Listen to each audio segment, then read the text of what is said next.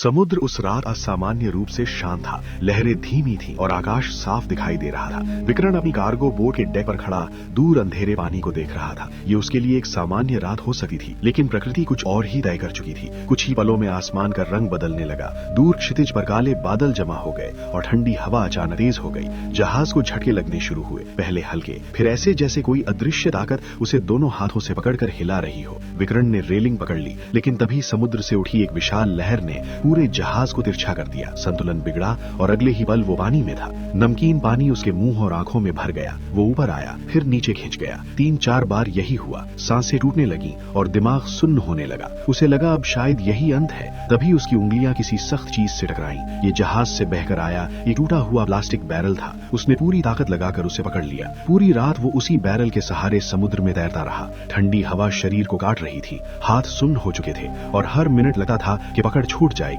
अंधेरे में समय का कोई मतलब नहीं था, बस डर और थकान थी। सुबह की हल्की रोशनी में उसे कुछ दिखाई दिया। दूर एक काली सी आकृति, जैसे चट्टानों का छोटा सा समूह। वही उसकी आखिरी उम्मीद थी। वो धीरे धीरे उसी दिशा में तैरने लगा। कई बार लहरें उसे पीछे धकेल देती। शरीर जवाब दे चुका था, लेकिन मन ने हार नहीं मानी। आखिरकार उसकी उंगलियां खुरदरी चट्टान से टकराईं। उसने आखिरी ताकत लगाकर खुद को ऊपर खींच लिया और पथरीली जमीन पर गिर पड़ा। कुछ देर तक वो बस पड़ा रहा, गहरी सांसें लेते हुए। जब होश थोड़ा लौटा तो उसने चारों ओर देखा। ये छोटा सूना और चटानी टापू था। कोई पेड़ नहीं, कोई आवाज नहीं। राह के साथ ही उसके दिल में एक अजीब बेचैनी भी भर गई। तभी उसकी नजर रेत पर गई। वहाँ ताजा रेंगने के निशान थे, कई अलग अलग दिशाओं में। उसका दिल तेज धड़कने लगा। एक डरावना सवाल उसके मन में उठा, क्या वो उस बदनाम स्नेक आइलैंड पर आ गया है, जहाँ इंसान का टिकना नामुमकिन माना जाता है? यहीं से उसके असली संघर्ष की शुरुआत होने वाली थी। टापू पर पहला दिन खत्म होते होते विकरण को समझ आ गया था कि यहाँ सबसे खतरनाक चीज सिर्फ भूख या प्यास नहीं, बल्कि जमीन खुद है। चारों तरफ फैली खामोशी भरोसेमंद नहीं थी।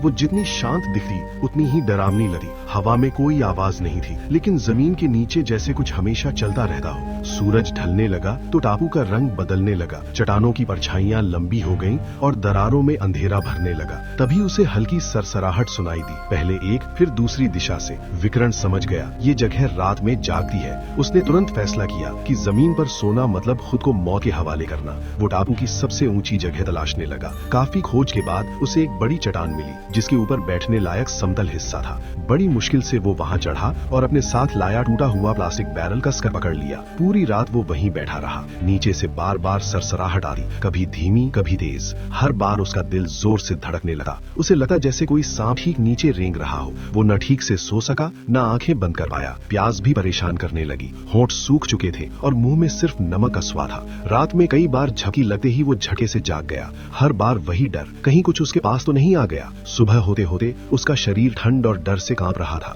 सूरज निकलने के साथ उसे थोड़ी हिम्मत मिली। कम से कम वो रात जिंदा निकाल चुका था, लेकिन राहत ज्यादा देर नहीं रही। उसने चारों ओर देखा और समझ गया कि अगर वो बिना योजना के रहा तो ज्यादा दिन नहीं टिक पाएगा। उसी सुबह उसने अपने लिए 3 नियम बनाए। पहला, जमीन से जितना हो सके ऊपर रहना। दूसरा, पानी ढूंढना, चाहे कितना भी मुश्किल क्यों ना हो। तीसरा, बिना देखे एक कदम भी आगे नहीं बढ़ाना। यही 3 नियम उसकी नई जिंदगी की नींव बन गए।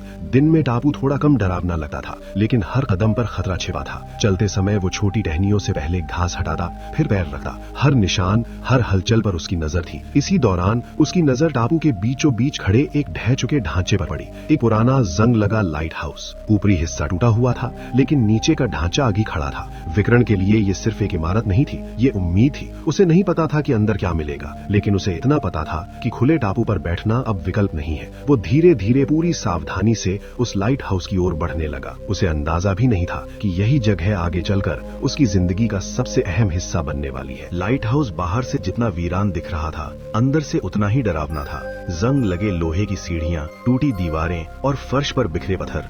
हर कदम रखते समय विकरण को डर लग रहा था कि कहीं नीचे कोई सांप छिपा ना हो। वो सांस तक संभाल कर चल रहा था। अंदर घुसते ही उसे सीलन की गंध महसूस हुई। ये गंध खतरे के साथ साथ उम्मीद भी थी।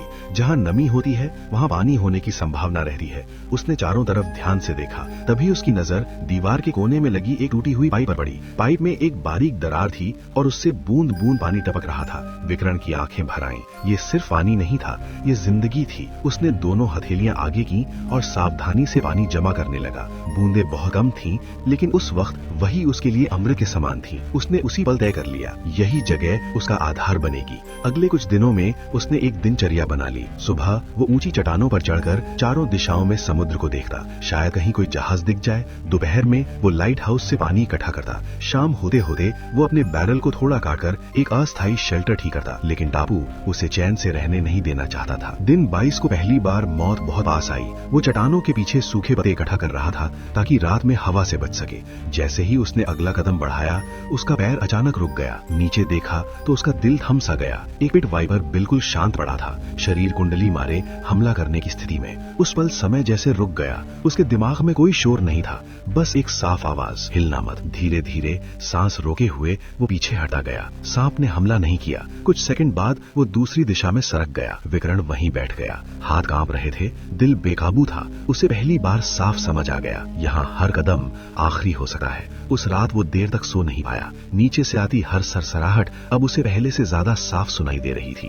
डर अब केवल भावना नहीं रहा था, वो रोज का साथी बन चुका था। लेकिन इसी डर के बीच एक नई चीज जन्म ले रही थी, सावधानी। अब वो बिना देखे कुछ नहीं करता था। हर पता हटाता, हर पत्थर जांचता, हर रास्ता पहले सोचता। वो समझ चुका था कि ये टापू ताकत से नहीं, दिमाग से जीता जाएगा। उसे ये भी एहसास होने लगा था कि ये जगह सिर्फ खतरनाक नहीं, कुछ और भी है। कुछ ऐसा जो धीरे धीरे अपने रहस्य खोलने वाला था, और वो रहस्य ज्यादा दूर नहीं था। दिन गुजरने लगे थे, लेकिन टापू का डर कम नहीं हुआ। उल्टा जैसे जैसे विकर्ण इस जगह को समझने लगा, खतरे और साफ दिखने लगे। रातें अब और भी मुश्किल हो चुकी थीं। जैसे ही सूरज ढलता, टापू किसी दूसरी ही दुनिया में बदल जाता। दिन 31 की रात हवा असामान्य रूप से तेज थी। विकर्ण अपने आधे कटे बैरल को शेल्टर की तरह इस्तेमाल कर रहा था। वो भीतर बैठा खुद को समेटे हुए हवा के शांत होने का इंतजार कर रहा था। तभी उसे बैरल के पीछे कुछ हिलने का एहसास हुआ। पहले उसने सोचा ये हवा होगी, लेकिन अगले ही पल एक ठंडी फिसलन भरी चीज उसके हाथ से छूती हुई आगे बढ़ गई। उसकी सांस अटक गई। एक लंबा सांप उसके शेल्टर के अंदर आ चुका था। विकर्ण पूरी तरह जम गया। शरीर पत्थर जैसा सख्त, आंखें खुली, लेकिन पलक झपकाने की हिम्मत तक नहीं। पूरे 40 मिनट वो उसी हालत में बैठा रहा। सांप धीरे धीरे बाहर निकला और अंधेरे में गायब हो गया।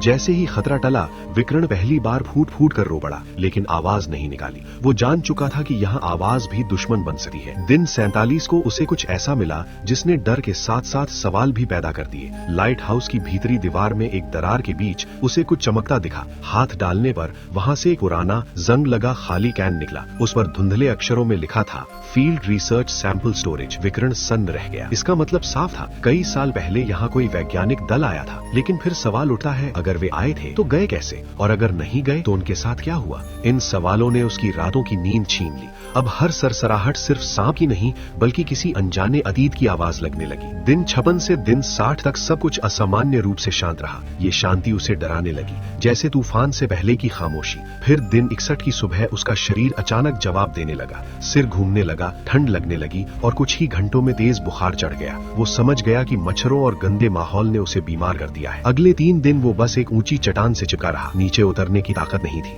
कई बार उसे भ्रम होने लगा। उसे लगता कहीं पास में पानी बह रहा है, कोई आवाज बुला रही है, लेकिन सब उसका दिमाग था। एक सवाल उसके भीतर बार बार गूंजता रहा, अगर मैं यहाँ मर गया तो क्या किसी को कभी पता चलेगा कि मैं था भी? और इसी सवाल ने उसे टूटने नहीं दिया। दिन 65 तक बुखार उतरा, लेकिन शरीर बेहद कमजोर हो चुका था। फिर भी वो जानता था, अगर अब रुका तो यहीं खत्म हो जाएगा। और तभी किस्मत ने एक झलक दिखाई। कमजोर शरीर और कांपते हाथों के बावजूद विकर्ण जान चुका था कि अब बैठकर इंतजार करना मौत को बुलाने जैसा होगा। अगर उसे यहाँ से निकलना है तो खुद को दिखाना होगा। दिन 78 को जब उसने आसमान में एक छोटा सा विमान देखा था और वो बिना रुके निकल गया, उसी पल उसने तय कर लिया था, अब संकेत ज्यादा बड़ा और साफ होना चाहिए। अगली सुबह से ही वो समुद्र किनारे जाने लगा। टूटे जहाज के धातु के टुकड़े, बहकर आई लकड़ियां और सफेद प्लास्टिक को वो एक एक कर घसीटा। शरीर हर बार जवाब देता, लेकिन वो रुका नहीं। पूरा दिन लग गया, लेकिन रेत पर एक बड़ा बड़ा सा एस बनकर तैयार हुआ। एस सर्वाइवर, स्नेक आइलैंड, शायद कोई समझ जाए, लेकिन प्रकृति ने फिर इम्तिहान लिया। दिन 92 को अचानक मौसम बदला, हवा तेज हुई,